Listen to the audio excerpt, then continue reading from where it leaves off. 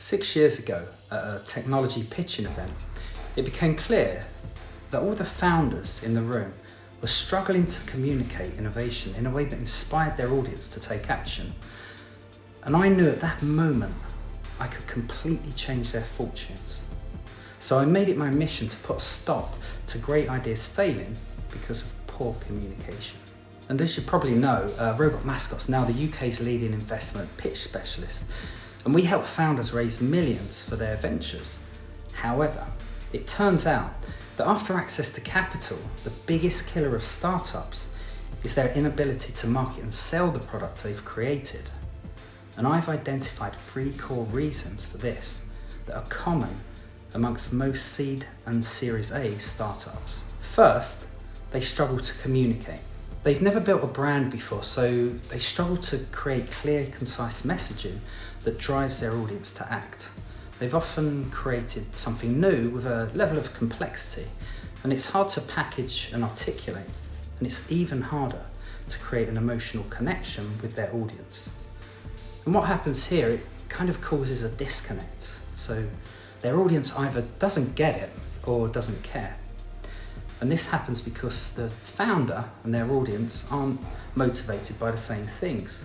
So they're speaking a different language. Second, they've only got one shot.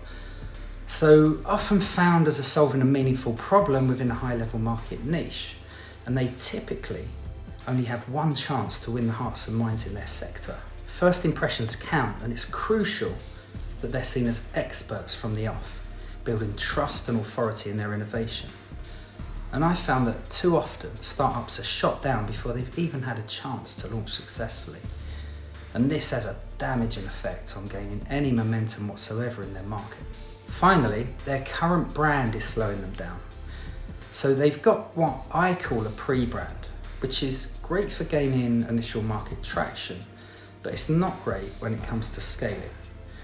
They've got used to developing their brand using shortcuts, often in-house, but now they've got an asset deficiency.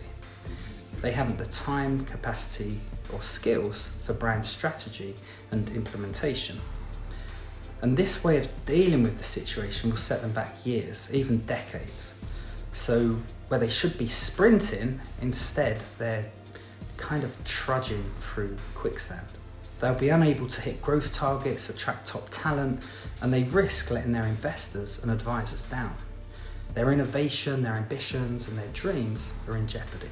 And when this happens, founders are at huge risk of failing to realise what they set out to do, and their brand will be forgotten before it was even given a chance of success.